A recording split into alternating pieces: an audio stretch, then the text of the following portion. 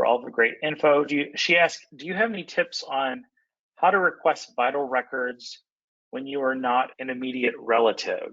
And she's run into some states with this requirement. Yes. So as a professional researcher, I request records from lots of different states. And what I found overwhelmingly, whenever you get to those blanks when it says your relationship, sometimes it will have that you're not related. Once you click on that, if you're doing this, automated, if you're doing it virtually, it will give you the option as a researcher, and you would click on that. Now, some states are very very privacy oriented, so they want there to be a relationship, and you would just have to let them know that you're the grandchild or the great grandchild. Oftentimes, I just put in their genealogical research, and they never question it, and they just send me whatever I ask for. So I would try that route. And I know sometimes, you're having to send money. So it's always a good idea there's a place you can call. You might have to hold. I've held for 34 minutes before to talk to Georgia. But somebody will come on the line and they'll tell you exactly what you need to do for that state if you're requesting that record. That's what I would recommend. Lisa shared lots of great info. This is an excellent presentation. Great handout too. This is a big help to me. Much appreciation for all you do. You're a real teacher. So, thank you so much. Thank you for all your accolades. I really appreciate it. It makes me feel good. I will tell you, Cynthia, while we're waiting on other questions to come in, and just to give you an example of how, information, people's memories get fuzzy. So I'm one of 6. My mom had 5 of my siblings at one hospital, and I was born at another one. And all the time I was growing up, she always told me I was born at one particular hospital. And when I started doing research, I just sort of assumed that was correct. And then one day I was like, I need to get a copy of my birth certificate. And when I got a copy of the birth certificate, I realized Mom was wrong. I was born at another hospital completely across town. And to this day, I don't know if she just got confused or what, but it happens. It really does happen. So yeah. Okay. Amanda has a question. She asked, going to the courthouse to research is exciting, but it is so intimidating and overwhelming. Do you have any tips? I do. So it is very nerve-wracking. The first thing I do is I find out, you can usually get online and kind of see like what they'll let you do in the courthouse. Okay. If they don't have information on like a visit us kind of thing, feel free to call and talk to the clerk because it'll help, it'll help you kind of relax about it a little bit. What I always try to do is I go in, first of all, I know what I'm going to go look for. I have a specific objective. I'm looking for a deed for Joe Blow, who owned land on whatever road. So when I go in there, I have this thing I'm looking for, and I go in there and I let the clerk know, hey, I'm here, and I want to do some genealogical research, and can you point me to your land records, or can you point me to your deeds? And usually they're like, oh yeah, honey, that's right over there. Or, sometimes they'll take you to it. And sometimes it depends on the era you're researching. If it's far back, sometimes those are in completely different rooms than where they're sitting. So they'll take you though. They're usually really nice. The thing to remember is that the clerks are not genealogists and they're not researchers. They're record keepers. So sometimes they're scared that you're going to ask them a question they don't know the answer to. Or you're going to want them to do something for you that they don't know how to do, or maybe they don't want to do. And just, hey, I always say this, hey, I'm not here to bother you, but I just got a real quick question. And you smile, and people are always like, oh yeah, honey, yeah, okay, honey, sure, honey. And I get honeyed all over the place, but people always help me. And you relax and you go in there, and you might go in to a courthouse and you're nervous, and don't ever go if you only have a certain amount of time. Make sure you got an hour. Even if you're just looking for one thing, because inevitably you're going to say, there's another thing I want to look for. So it gives you kind of time, if you have it, to do something else. Or it's just good to make sure you have plenty of time. Make sure what you're allowed to take in there. Sometimes you can't have a camera. Sometimes they won't let you take a hand scanner. Sometimes they only let you take a picture with your phone. Sometimes you have to take have a copy made on a copy machine is the only way they'll let you have it. Just depends. You need to know all those things, so you kind of know what you're walking into. And the more often you go, they get used to you. You're like, oh, hey, how you doing? And they just let you settle in with your bags and whatever. I've camped out in courthouses and they let me stay there all day. And we're going to lock you in. We're going to lunch. Very small rural courthouse, but they did it. It was fine, whatever. And you just get more comfortable the more you do it. So go once, maybe with nothing particular in mind, just going to go look at the books and see what all they have and see the years that they have and see if you're doing African-American research, see if there are separate books. Don't be afraid to ask, hey, I'm looking for some records for Black people. Do you know if the records from 1927 would be in a separate book, the marriage records? Do you think that would be? And they can help you find out. They might not know. If they say, well, I really don't know. You say, well, was there another clerk here that might know? Is there somebody else here? And oftentimes when you go in, there's another genealogist sitting there researching. And you can say, hey, how you doing? And they'll say, hey, how are you doing? And you strike up a conversation. They can be helpful. So just go and just don't worry. You can't mess it up. You can't break it. Just the only thing that's bad is if you don't go. Great feedback and suggestions, Cynthia. The other thing I heard through everything you were saying was just practice kindness and be nice to people, because that will get you far when you're doing this stuff. I've had people tell me, well, I went in there and they didn't want to help me. I don't know what's wrong with them. I'm like, would you go in there like that? Good God, I don't want to help you either. So go in smiling and just try to be positive. This is a fun thing. It can be, except for the genealogical rock bottoms, it's exciting. So, just go in there, act the way you want them to help you, the way that you want them to treat you. So. Okay, a couple more questions, Cynthia.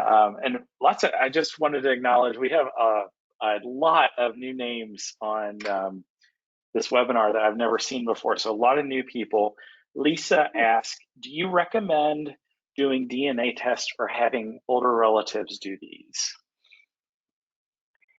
That is an individual choice because of the privacy issues.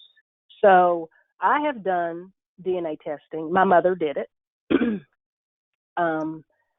There are few things you need to think about. You need to think about, when this happens, DNA results come back and he's not your dad. He's probably your uncle. You've got to think about those kind of things. A lot of times older people don't want to do the DNA testing. If they don't want to do it, don't push them, because they have a reason they don't want to do it. And it might be they just don't want their privacy out. They don't want, they want to keep their information private or whatnot.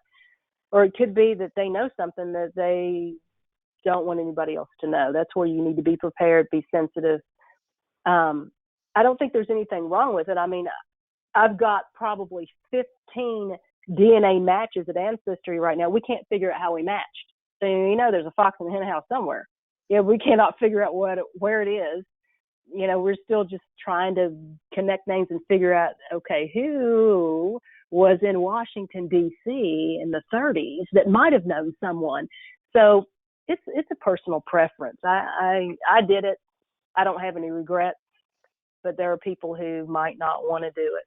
So, just kind of feel them out a little bit. Make sure you're okay wherever you do your research. Check and see what the privacy laws are. Are they going to, if the feds roll in there and want your DNA sample to see if they can find the perp, are you okay with them doing that? You got to think about all those things. Can you opt out? And even if you can, if they've got a search warrant, they could still just take the information, still get it that way. So you need to explore that really well and make sure you're comfortable with it.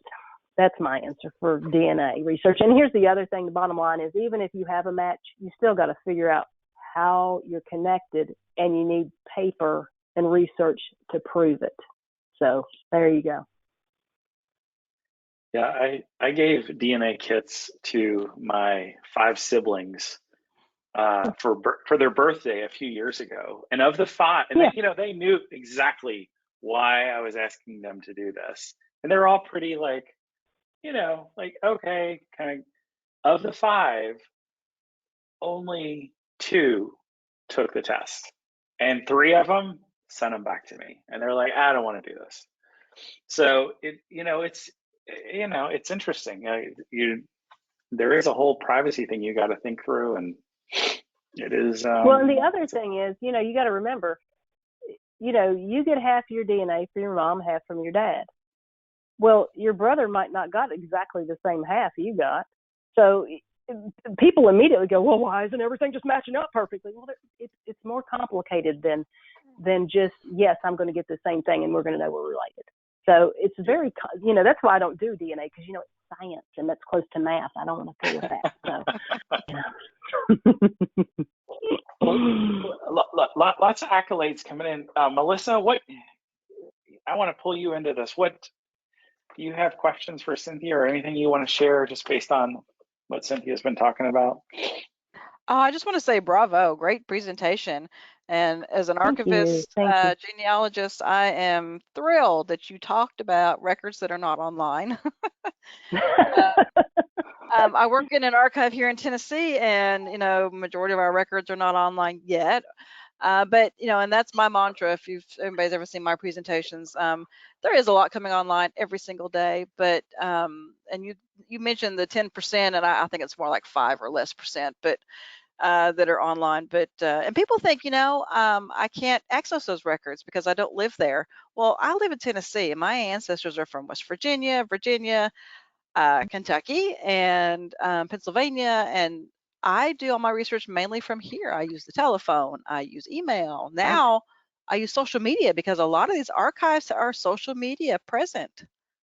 Right. And I've been known to write letters, those old-fashioned letters. So absolutely. And there are some records I'm going to have to actually go look at, but for the majority of it, I've gotten from sitting right here in Tennessee. And have you not, as a researcher, have you not, as you research, you develop a network of fellow researchers, and lots of times you meet them at these conferences and things, and then you can call them and say, hey, can you run over to such and such and look for this? I've done it several times, and so a hand wash thing, they call me and say, hey, can you? Of course, now I don't live in Kentucky anymore, so I can't run over to Frankfurt, but it's. I found that developing that genealogical network, we call ourselves our tribe. There's like 8 of us. We're a tribe of genealogical networkers, and we help each other. And so that's another benefit to genealogical research, don't you think?